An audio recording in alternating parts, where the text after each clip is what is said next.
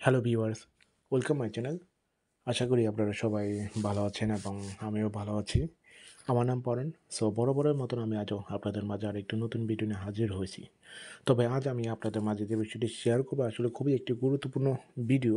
যারা বর্তমানে রোমানের ভিসা পেয়েছে এবং রোমানে প্রবেশ করতে ইচ্ছা নাই, তো এই ভিডিওতে আমি আপনাদেরকে কিছু সতর্কতা বার্তা বলে দেব, যেটা খুবই গুরুত্বপূর্ণ, যেহেতু রোমানে বর্তমানে রয়েছে এবং রোমানের সম্পর্কে প্রতিনিয়ত কোনো না কোনো তথ্য আমি পাচ্ছি এবং আপনাদের সাথেও শেয়ার করতেছি। তো আজ 2025 এবং ফেব্রুয়ারি মাসে 26 তারিখ। তো অনেকেই চিন্তা ভাবনা করতেছে রোমানের ভিসা পাওয়ার পরে রোমানিতে প্রবেশ না করে অন্য দেশে মুভ করবে। এটা আসলে অনেকে সহজ মনে করতেছে, আবার অনেকে কঠিন মনে মনে করতেছে। কিন্তু কঠিন তখনই হবে আপনি যখন অনেক কষ্ট করার পর এই রোমানে ভিসার জন্য অনেক সংগ্রাম করেছেন। যারা ভিসা পায় তারা অনেকটা সংগ্রাম করে, অনেকটা কষ্টের মধ্যে দিয়ে এই পর্যন্ত আসে।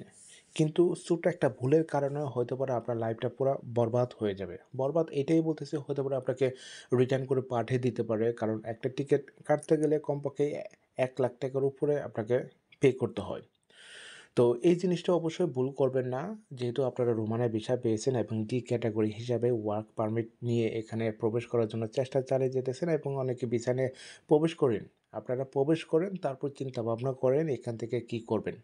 তো সরাসরি সেই ক্রোয়েশিয়ার মতন হয়ে আপনারা অন্য দেশে মুভ করবেন না। ক্রোয়েশিয়া অনেক লোকই বা অনেক প্রবাসী ভাইরা ভিসা পেয়েছে, কিন্তু ক্রোয়েশিয়াতে প্রবেশ না করে তারা সরাসরি ট্রানজিট হিসাবে তারা অন্য দেশটাকে বেছে নেয়। ইটালি, ফ্রান্স, স্পেন এইসব দেশে চলে গেছে।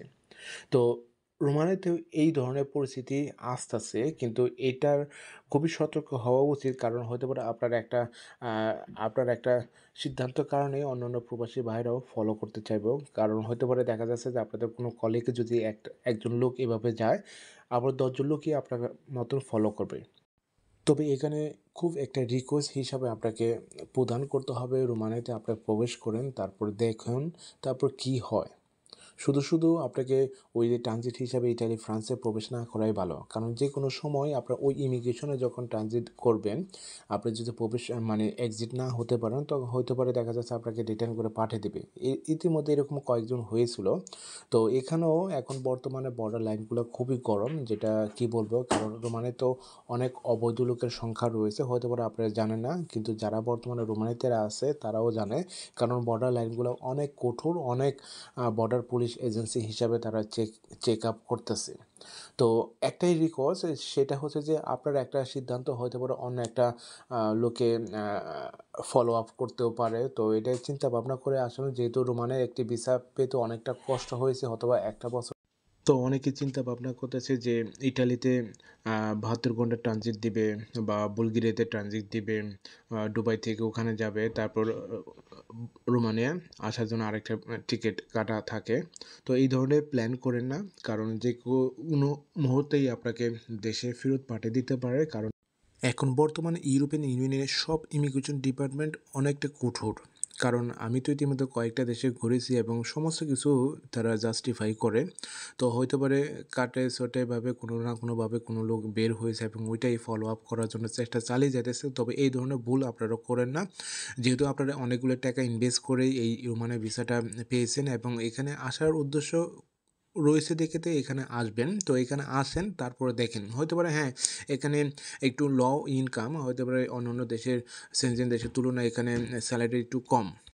স্যালারি কম থাকলেও দেখা যাচ্ছে যে আপনার থাকা খাওয়াটা অনেক কোম্পানি প্রোভাইড করে। প্রায় 80% কোম্পানি হলে এই জিনিসটা প্রোভাইড করে।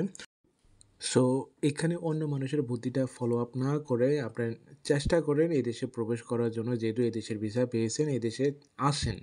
এদেশে আসার পরে চিন্তা ভাবনা করেন বা দেখেন, এখানে যেহেতু সেনজেন হয়েছে এখানেও ভালো সুযোগ সুবিধা অবশ্যই আসবো। তো আমি বলি না যে আপনারা যাবেন না। তবে পরিস্থিতির শিকার হয়ে অনেক মানুষ দেখা যাচ্ছে যে দেশে থেকে তারা রোমানিয়াতে প্রবেশ করে না। তারা ইটালি, ফ্রান্সে চলে যায় সরাসরি।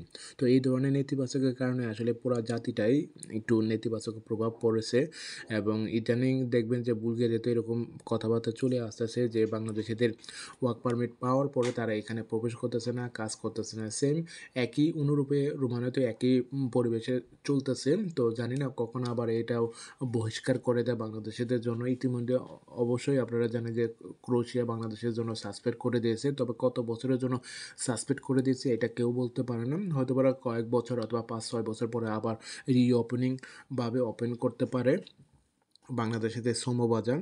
তো এখন বর্তমানে যেহেতু রোমানিতে রয়েছি এবং রোমানের সম্পর্কে প্রতিনিয়ত কোনো না কোনো তথ্য দিচ্ছি, এখানে হিউজ পরিমাণে ওয়ার্কার সংকট রয়েছে। এখনও অনেক দেশে থেকে ওয়ার্কার আসতেছে। আপনারা খালি ভাবেন না যে ইটালি, শ্রীলঙ্কা, নেপাল, বাংলাদেশ, ইন্ডিয়া, পাকিস্তান থেকে আসে, কিন্তু পার্শ্ববর্তী অন্যান্য দেশে মনে করেন ভিয়েতনাম, ফিলিপাইন, চায়না, মিশর, ইজিপ্ট, তারপর হচ্ছে যে তুর্কি, এইসব কাজাকিস্তান, এইসব দেশে থেকেও লোক আসে। তো সর্বশেষে একটাই কথা বলতেছি, যেহেতু যে কেউ যদি রোমানের ভিসা পান তাহলে চেষ্টা করে রোমানিতে প্রবেশ করার জন্য, অন্যথায় অন্য দেশে ট্রানজিট না হয়ে ওখানে থাকার জন্য অনুরোধ রইল। কারণ এখানে ফিউচারে আপনার কেরিয়ার করতে পারবেন, হয়তো বা সময় লাগবে, এই সময়টার কারণে হয়তো পারে এই ধৈর্যটা কেউ ধরতে পারে না। তো সবাইকে ধন্যবাদ জানাচ্ছি আমার এই ভিডিওর সাথে থাকার জন্য। এছাড়া আপনার যদি কোনো মতামত মন্তব্য থাকে তাহলে অবশ্যই আমার এই ভিডিও কমেন্ট বক্সে লিখবেন।